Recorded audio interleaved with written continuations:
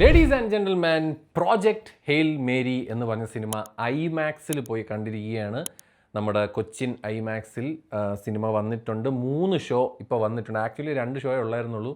എനിക്ക് തോന്നുന്നു ടിക്കറ്റ് ഒരുപാട് പേര് എടുക്കുന്നത് കൊണ്ടായിരിക്കും ഇപ്പോൾ 3 ഷോ ഉണ്ട്. ഞാൻ ഇന്ന് രാവിലെ 8:30 ഷോയാണ് പോയി കണ്ടത്. ആൻഡ് സിനിമ പറ്റി പറയാനാണെങ്കിൽ വളരെ ലൈറ്റ് ഹാർട്ടഡ് ആയിട്ടുള്ള ഒരു സ്പേസ് ഒഡീസി മൂവിയാണിത്. ഇതിൽ നമുക്കൊരു ET അല്ലെങ്കിൽ കോയി മിൽഗയ അങ്ങനെയൊക്കെ ഉള്ള ഒരു സിനിമ പോലെയൊക്കെ നിങ്ങൾക്കിത് കാണാൻ പറ്റും. ഞാൻ നേരത്തെ പറഞ്ഞല്ലോ, ഇത് മെയിനായിട്ടും ഒരു ഒരു ഒരു സ്പേസിൽ ഒരു സ്പേസ് അഡ്വഞ്ചർ പടമാണ്. അപ്പോൾ ആ ഒരു ജോണർ ഇഷ്ടപ്പെടുന്ന എനിക്ക് സിനിമ എന്തായാലും ഇഷ്ടപ്പെടും. ഭയങ്കര ലൈറ്റ് ഹാർട്ടഡ് ആയിട്ടുള്ള, അത്യാവശ്യം കുറച്ച് നല്ല തമാശകളും നല്ല മൊമെൻസും നല്ലൊരു ഫ്രണ്ട്ഷിപ്പിൻ്റെയൊക്കെ ഒരു കഥ പറഞ്ഞു പോകുന്ന ഭയങ്കര സിമ്പിളായിട്ടുള്ള എന്നാൽ വളരെ ഗംഭീര വിഷ്വൽസൊക്കെ വരുന്ന ഒരു ഗംഭീര പടം. ഇത് ദുബായിൽ ഇറങ്ങിയായിരുന്നു, പക്ഷേ ഞാനത് മൈൻഡ് ചെയ്തു. ബിക്കോസ് അവിടെ ഇപ്പോഴത്തെ ഒരു സിറ്റുവേഷനിൽ നമ്മൾ അങ്ങനെ ഒരു മാനസികാവസ്ഥയല്ല. അതുകൊണ്ട് ഞാനത് ആ സിനിമ ഡോൾബി സിനിമാസിലും അതേപോലെ ഐമാക്സിലൊക്കെ ഉണ്ടായിരുന്നു. പക്ഷേ കാണാനായിട്ടുള്ളൊരു മൂഡില്ലാത്തതുകൊണ്ട് ഞാൻ പോയി കണ്ടില്ല. അതിന് ഞാൻ ഇപ്പോൾ ഖേദിക്കുന്നു ഗൈസ്. അതായത് ഡോൾബി സിനിമാസിലൊക്കെ ഈ പടം കണ്ടിരുന്നെങ്കിൽ വേറെ ലെവലിൽ നിന്നേനെന്ന് എനിക്ക് ഉറപ്പാണ്. ഒരു രക്ഷയില്ല. ഇവിടുത്തെ ഐമാക്സിൽ തന്നെ എന്ത് രസമെന്ന് വെച്ചാൽ ഫ്രെയിം, അതായത് ഈ സിനിമയിൽ 2 ആസ്പെക്ട് റേഷ്യോ ആണ് വരുന്നത്. പാസ്റ്റ് കാണിക്കുന്ന സമയത്ത് സ്കോപ്പ് റേഷ്യോയും സ്പേസിലുള്ള പ്രസൻറ്റ് കാണിക്കുന്നിടത്ത് ഫുൾ മറ്റേ ഐമാക്സ് ഫോർമാറ്റുമാണ്. ആൻഡ് ഇത് ഡയറക്റ്റ് ചെയ്തിരിക്കുന്നത് ഫിൽ ലോർഡ് ആൻഡ് ക്രിസ്റ്റഫർ മില്ലർ എന്ന് പറയുന്ന 2 സഹോദരന്മാരാണ്. സഹോദരൻ എന്നായിരിക്കില്ല, 2 പേര്. നമ്മളെ റാഫി മർക്കാട്ടിൻ എന്നൊക്കെ പറയണ പോലെ 2 പേരാണ് ഈ സിനിമ ഡയറക്റ്റ് ചെയ്തേക്കുന്നത്. റൈറ്ററിൻ്റെ സ്ഥലത്ത് ഡ്രൂ ഗോഡാർഡിൻ്റെ സ്ക്രീൻ പ്ലേയിൽ സ്റ്റോറി ഒരു നോവൽ ബേസ്ഡ് ആണ്. ആൻഡി വിയർ എന്ന് പറയുന്ന ഒരു ഓതറിൻ്റെ ബുക്ക് ബേസ്ഡ് ചെയ്തിട്ടുള്ള ഒരു പടമാണ് ഈ project hail Mary. Ryan Gosling ആണ് മെയിൻ ലീഡ്. സത്യം പറഞ്ഞാൽ പുള്ളി തന്നെയാണ് ഈ സിനിമയിൽ ആകെ ഉള്ളത്. പിന്നെ ഉള്ളത് ഒരു കിടിലം ഒരു റോക്കി എന്ന് പറയുന്ന ഒരു റോക്കി ബായി ആണ്. അപ്പം റയൻ ഗോസ്ലിംഗ് ആണ് ഈ പടം.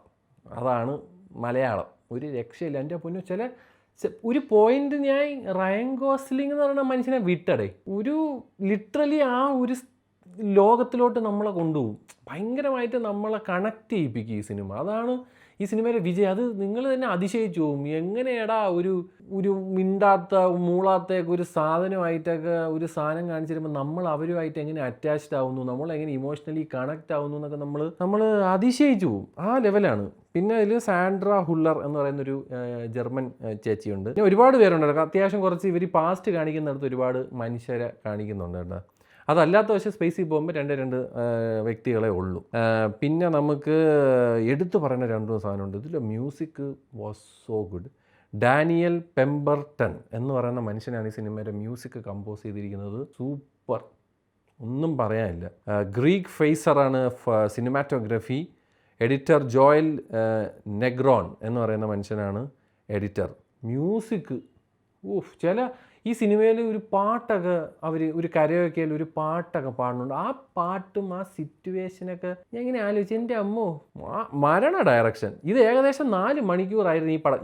ഈ സിനിമ 4 മണിക്കൂറില്ല, 2.5 മണിക്കൂർ എന്തേ ഉള്ളൂ. ഇത് 4 മണിക്കൂർ പടമായിരുന്നു. ആ 4 മണിക്കൂർ പടത്തിന് അവർ കട്ട് ചെയ്തിട്ടാണ് ഇങ്ങനെ ആക്കിയത്. ഈ 4 മണിക്കൂർ പടം അവർ സ്ക്രീൻ ചെയ്തപ്പോൾ അവർ പറഞ്ഞു ദിസ് ഈസ് എംബാരസിങ് എന്നാണ് ഈ സിനിമയ്ക്ക് അവർ കമൻറ്റ് കൊടുത്തത്. അതിനുശേഷമാണ് ഒരു 2.5 മണിക്കൂർ കുറച്ചിട്ട് ഇപ്പോൾ നമ്മൾ ഈ സിനിമ തിയേറ്ററിൽ കാണുന്ന സാധനം.